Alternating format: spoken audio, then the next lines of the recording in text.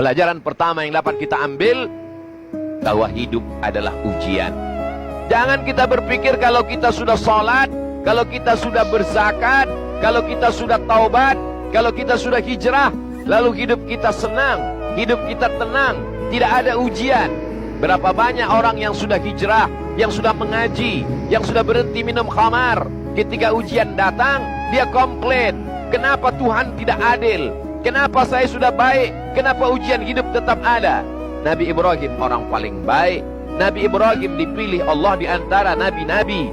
Nabi Ibrahim dipilih Allah di antara rasul-rasul, salah satu ulul azmi. Tapi ujian hidupnya tetap ada. Apalagi kita.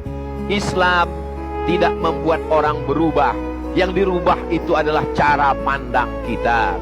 Kita tetap sakit, tapi kita tidak menganggap sakit itu sebagai laknat. Boleh jadi sakit itu adalah cara Allah menghapuskan dosa-dosa.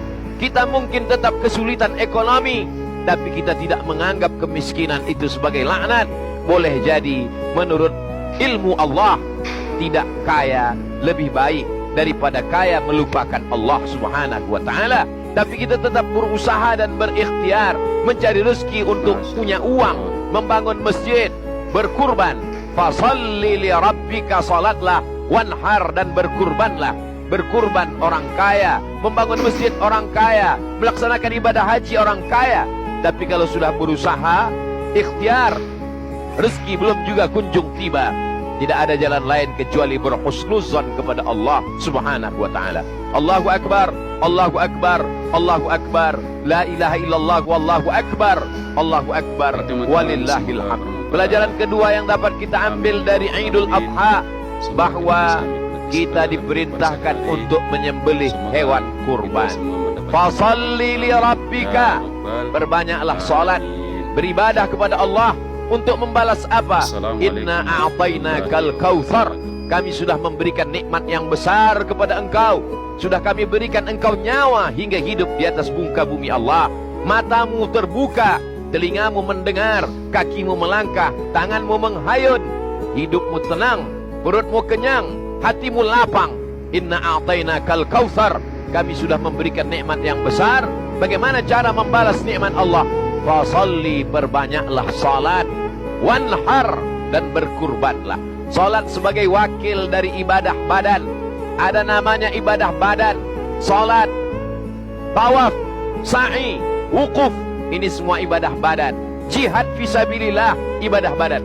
Tapi ada namanya ibadah harta, zakat, wakaf, infak, sedekah. Hari ini dua-duanya kita laksanakan. Fasalli li rabbika, laksanakan salat Idul Adha, wanhar, setelah itu sembelilah hewan kurban.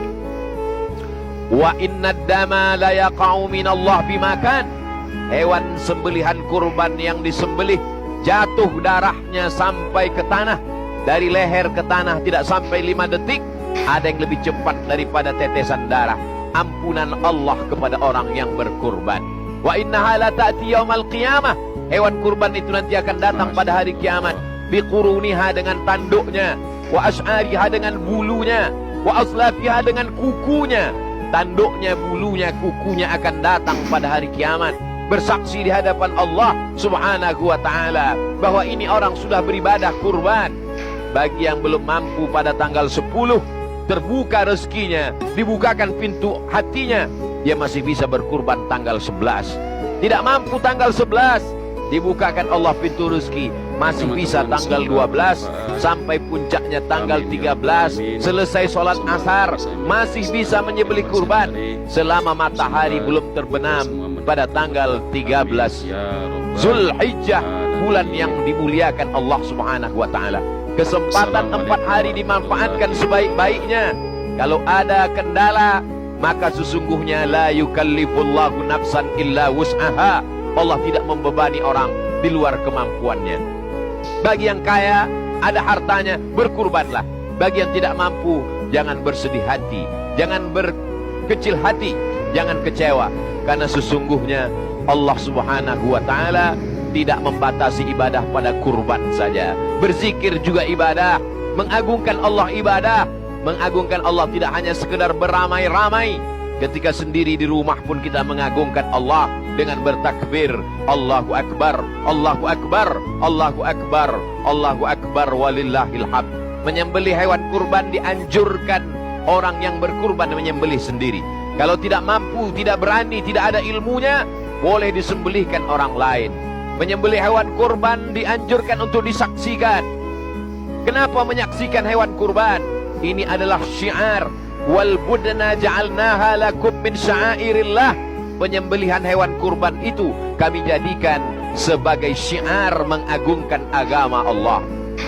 Ketika menyembelih hewan kurban, kita sedang melihat kambing, sapi, unta, dipotong lehernya, putus urat nafasnya, putus urat makannya.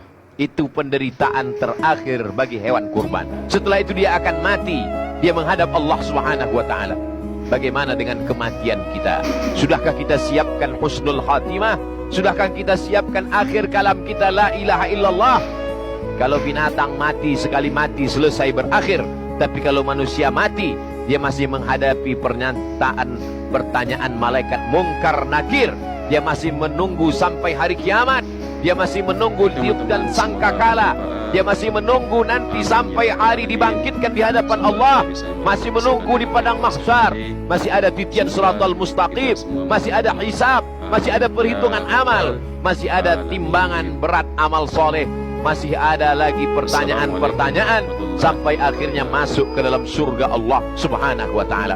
Melihat binatang, kematian, kesakitan, penderitaan, berapa banyak tidak mati itu binatang menunggu waktu yang lama, tapi sakratul mautnya sudah berakhir. Kullu nafsin dha'iqatul maut. Setiap manusia pasti akan mati. Kematian kambing, sapi, lembu dan onta yang kita lihat hari raya kurban, kematian yang penuh dengan penderitaan. Kematian kita jauh lebih menyakitkan bila kita tidak husnul khatimah. Maka di antara doa yang diajarkan Nabi sallallahu alaihi wasallam, Allahumma ja'al khaira ayyami yauma alqaka fih. Jadikanlah sebaik-baik hariku hari pada saat aku mati husnul khatimah. Aku bisa bertemu dengan Engkau ya Allah. Faman kana yarju liqa'a rabbih. Siapa yang berharap berjumpa dengan Allah, falyamal amalan salihah. Maka hendaklah dia beramal saleh. Wala yusyrik bi'ibadati rabbih ahada. Yang dibawa bekal hanyalah amal saleh dan tidak mempersekutukan Allah Subhanahu wa ta'ala. Sapi kurban yang disembelih mati selesai, tapi kita masih meninggalkan hutang piutang.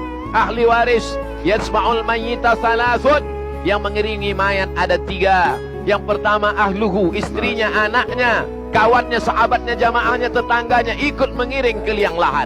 Yang kedua maluhu, hartanya, mobilnya, kendaraannya, semuanya dibawa ke pelataran parkir. Tapi pada akhirnya wayabqa wahidun, yang tinggal cuma 1. Yarji'usnani, yang 2 pulang ke rumah. Anak istri akan pulang ke rumah, harta akan pulang. Yang tinggal hanya 1. Wayabqa wahidun, yang tinggal hanya amaluhu. Kalau pernah kaki dibawa ke masjid, kalau pernah tangan bertasbih, kalau pernah mulut membaca Al-Quran, kalau pernah berzakat, berinfak dan bersedekah, itulah yang akan dibawa menghadap Allah Subhanahu wa ta'ala.